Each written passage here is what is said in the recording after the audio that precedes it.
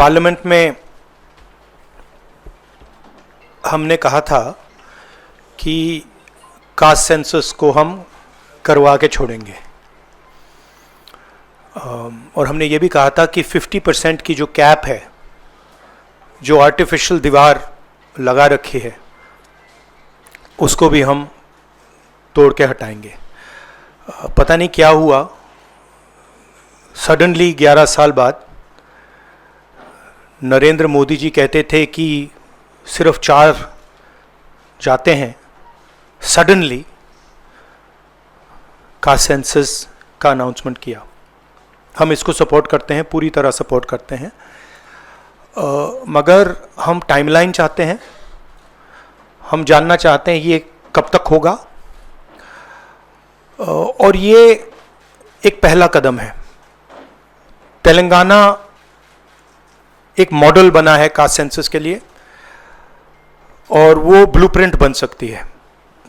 और caste census को design करने में हमारा पूरा सरकार को ऑफर है, पूरा समर्थन है कि हम डिज़ाइन करेंगे, क्योंकि डिज़ाइन बहुत ज़रूरी है।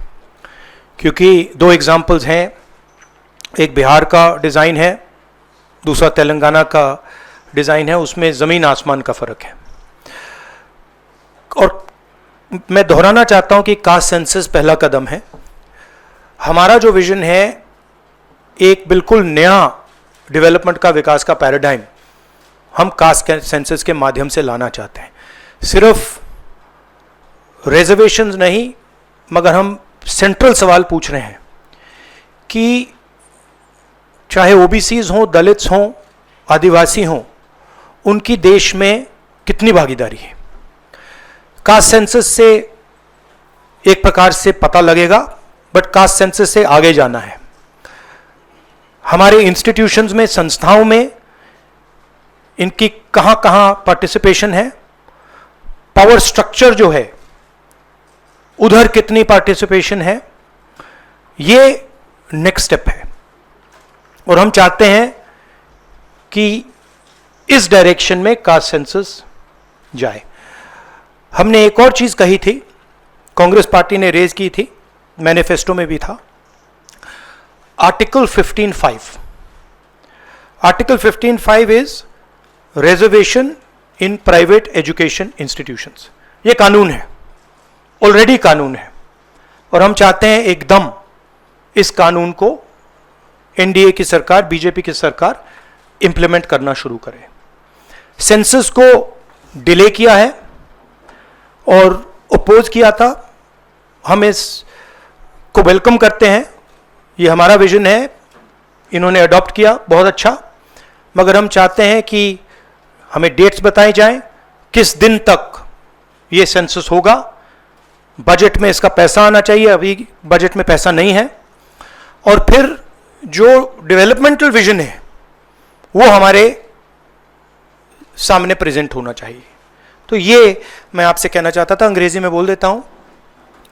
Caste census we have been fighting now for some time. Government has opposed for some reason. We don't understand what that reason is. They have suddenly decided to do it. We welcome that.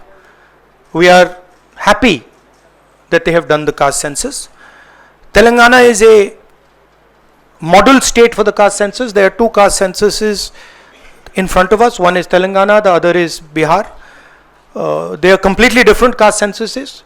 The Telangana caste census, the questions have been developed by a process of consultation, not a closed process, open process, by asking the stakeholders what are the type of questions, and it's been a very detailed, very granular exercise. We would like the national census to follow some of the ideas of the Telangana census, and we are more than happy to help the government develop the national census on similar lines.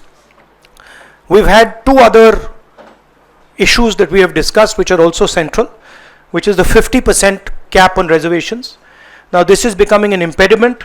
This is becoming an impediment to development, to progress of our country, and to the progress of backward castes, Dalits and Adivasis, and we want this 50% barrier to be eliminated and broken. We have stated that.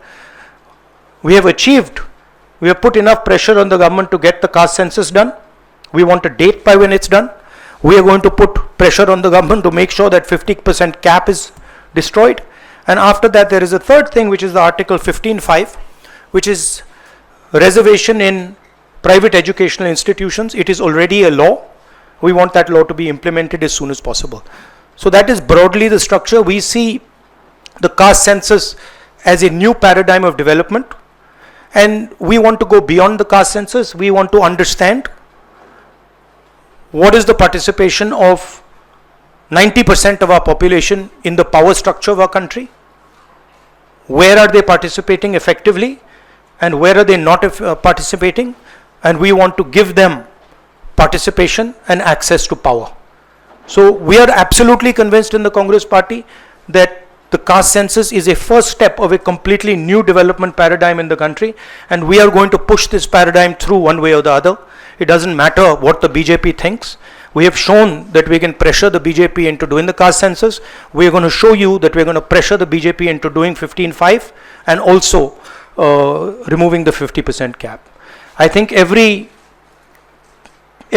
Congress member, every Congress worker, every single person who has fought for the caste census, and there are millions of people, activists from the backward communities, Dalits, Adivasis, I'm very proud of what you have done. This would not be possible without the effort, without the hard work that you have done. It has been a sustained campaign that we have run, and I'm very proud of every single person who has helped us in this campaign. Thank you.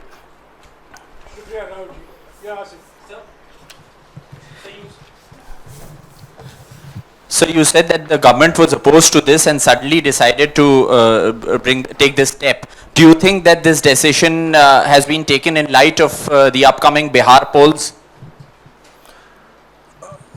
No, I don't think so. I don't think that's why this decision has been taken in a hurry. I don't need to comment on whether they took it, when they took it, how they took it. Now they have taken it. We are happy they've taken it. Now this needs to be taken forward. Sir, प्रधानमंत्री बार बार ये कहते थे कि ये 4 जातियां होती हैं सिर्फ देश में.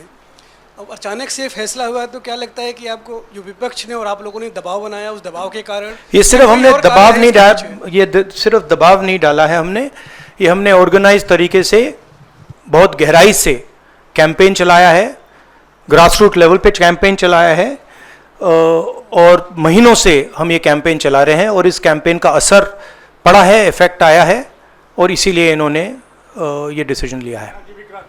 बट कास्ट सेंसस जो मैंने आपसे बोला, ये दरवाजा खोलने का तरीका है.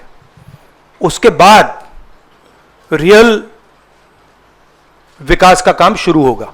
एक बार हमें इंफॉर्मेशन मिलेगी तो फिर हम उस इंफॉर्मेशन के बेसिस पे हम एक्शन ले पाएंगे. मैं आपको 2-3 उदाहरण देता हूं.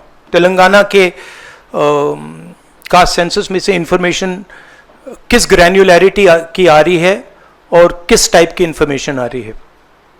तेलंगाना में जो कॉर्पोरेट स्ट्रक्चर है,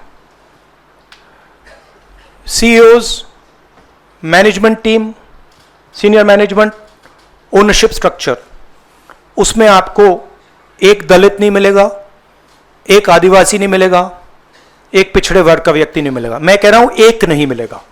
मैं ये नहीं कह रहा हूं कि 1% नहीं मिलेगा, है ही नहीं. 90% of India is not represented there. First. Second, gig workers, जिनके लिए हमने तेलंगाना में और अब कर्नाटक में हम कानून बना रहे हैं. अगर आप गिग वर्कर्स की लिस्ट देखें, जिसको मैं मॉडर्न स्लेवरी कहता हूं, उसमें आपको सिर्फ ओबीसी, दलित और आदिवासी मिलेंगे. तो ये 2 स्ट्रीम्स बन रही हैं. एक स्ट्रीम मजदूरी की स्ट्रीम, गरीबी की स्ट्रीम, बेरोजगारी की स्ट्रीम, जिसमें दलित, आदिवासी, पिछड़ा वर्ग है, और दूसरी स्ट्रीम जिसमें एक छोटी सी एलीट पूरे के पूरे सिस्टम को कंट्रोल कर रही है. उसके ऊपर अदानी जी, अंबानी जी बैठे हैं. तो ये कास्ट सेंसस इस चीज को बदलने का फाउंडेशन है, पहला कदम है. राहुल जी, आप लगातार दबाव बना रहे थे, लेकिन पिछले 11 सालों से प्रधानमंत्री मोदी इस पर नहीं मान रहे थे. अभी पहलगाम का इतना बड़ा हादसा हुआ, क्या आपको लगता है कि इस वक्त में जो टाइमिंग है प्रधानमंत्री की कास्ट सेंसस को मानना, वो पहलगाम से देखिए, ध्यान भटकाने की कोशिश है? आप जर्नलिस्ट हो, ये आप लोगों का काम है, आपका काम स्पेक्यूलेशन है, मेरा काम स्पेक्यूलेशन नहीं है, मैं फैक्ट्स पे काम करता हूं। तो आप स्पेक्यूलेट कीजिए, मैं इस पे स्पेक्यूलेट नहीं करूंगा, मेरे को स्पेक्यूलेट करने की ज़रूरत ही नहीं है। उन्होंने क्यों लिया क्यों नहीं लिया उसमें मुझे कोई इंटरेस्ट नहीं है। लिया और ये बड़ा स्टेप है। मैं सिर्फ ये समझना चाहता हूं कि ये सेंसस कब होगा और ये किस प्रकार से सेंसस होगा, कौन से सवाल इसमें होंगे, क्योंकि आप कह सकते हो कि हमने सेंसस कर दिया और फिर रेलेवेंट सवाल आपने नहीं पूछे तो फिर उसका कोई मतलब ही नहीं है। तो तेलंगाना में हमने बहुत गहराई से पब्लिक में जाकर कंसल्टेशन करके, लाखों लोगों से कंसल्टेशन करके हमने डिजाइन किया है। तो we want a people's census, we don't not want a bureaucrat census. Sir आप पहले ही कहते थे कि एक्सरे है ये, तो एक्सरे के लिए सरकार राजी हो गई है। किस तरीके से एक्सरे हो, आप बार बार तेलंगाना मॉडल की बात कर रहे हैं, तो क्या तेलंगाना मॉडल अडॉप्ट होना चाहिए, किस तरीके से होना नहीं, चाहिए? देखिए, तेलंगाना मॉडल में 2-3 प्रिंसिपल्स हैं। पहला प्रिंसिपल है कि बंद कमरे में 5-10 ब्यूरोक्रेट्स ने उसको नहीं डिजाइन किया, ठीक है, क्योंकि फ्रैंकली बोलूं तो जिन कम्युनिटीज की हम मदद करने की कोशिश कर रहे हैं उनकी होल ब्यूरोक्रेसी में है ही नहीं। तो हम चाहते हैं मैस सेंसस, ओपन टेक्नोलॉजी का सेंसस, जहां हम स्टेक होल्डर से पूछें आपको एक्चुअली डिजाइन में आपकी क्या राय है, आप डिजाइन के बारे में क्या सोचते हो। यह तेलंगाना का first principle. Second principle Telangana में कि we have set up a expert group who is now going to study all the data and is going to present to the government of Telangana a vision based on caste census. So that is the second step. And third step, as you are already aware, Telangana has demolished that wall of 50%, right? And also the 15(5), article 15(5) जो मैंने mention किया है।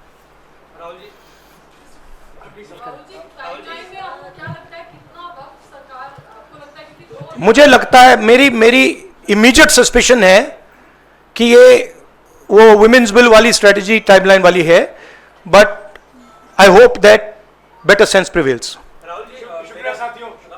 अच्छा, no, I want to से one other thing which is frankly बहुत जरूरी है, और आज ये शायद कास्ट सेंसस से भी ज्यादा जरूरी है। मैं आज कानपुर गया और वहाँ पे जो टेररिज्म के विक्टिम थे उनसे मैंने बात की, परिवार से मैंने बात की। कोल्ड ब्लडेड तरीके से उनके बेटे को मारा गया है, बिना मर्सी के।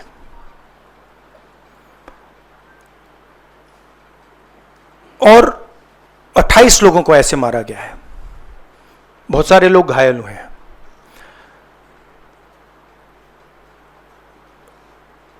मैं इस पे कमेंट नहीं करना चाहता हूं ये कैसे हुआ। मैं सिर्फ ये कहना चाहता हूं कि जिन लोगों ने ये किया है, जो भी हैं, कहां भी हैं, they have to pay for this. And they have to pay for it properly, not in some half-hearted way, ऐसे आलतू फालतू तरीके से नहीं। They have to pay for it properly, कि इनको याद रहे कि हिंदुस्तान के साथ ये नहीं किया जा सकता है। हमने क्लियरली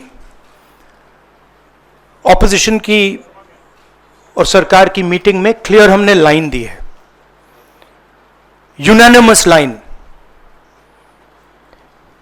कि जो हुआ है एक्सेप्टेबल नहीं है। और पूरा का पूरा ऑपोजिशन 100% सपोर्ट सरकार को देगा और दे रहा है। नरेंद्र मोदी को एक्शन लेना है, एकदम एक्शन लेना है, और पूरा का पूरा विपक्ष उनके साथ खड़ा है। जिन लोगों ने ये किया है, दे हैव टू पे द प्राइस फॉर दिस। जो परिवार है, उन्होंने आप लोगों को मेरे थ्रू एक मैसेज दिया है। एक्चुअली प्रधानमंत्री जी को उन्होंने मुझे कहा कि आप प्रधानमंत्री जी को ये बताइए, तो मैं 28 जो हमारे शहीद हैं उनके साइड से प्रधानमंत्री को आपके माध्यम से मैसेज दे रहा हूं। प्रधानमंत्री जी, उन्होंने कहा है कि हमारे जो बच्चे हैं वो शहीद हुए हैं, हम चाहते हैं कि आप उनको शहीद का दर्जा दीजिए, रिस्पेक्ट दीजिए। ये मैं कहना चाहता था। आप सबका बहुत बहुत धन्यवाद। Thank you. राहुल जी, शुक्रिया शुक्रिया शुक्रिया शुक्रिया Yeah, Rahul we ji. are saying, I am saying that 28 people have been killed in cold blood. Okay? It is pretty clear who is responsible for this. The people who are responsible for this must pay a price. The Prime Minister has to take action. Right? And the action has to be clear and it has to be strong, without any confusion. The Prime Minister must not dilly-dally, must not waste time, must make it very clear that India is not going to tolerate this type of nonsense. So he needs to act. That's what I'm saying. He can act in whatever time frame he thinks necessary, but he has to act soon. But are you saying that the action शुक्रिया। should be beyond the 30? I think you heard what I said. या शुक्रिया I शुक्रिया said, शुक्रिया। I think you heard what I said. I said, let me speak. I'm not advocating anything. I'm being very clear. The people who have done this need to pay a price. Okay? And the Prime Minister has to act on it now, firmly. He should not dilly-dally. He should not be in a confused state. Thank you. For exclusive and insightful videos, subscribe to our new channel, ABP Live Premium.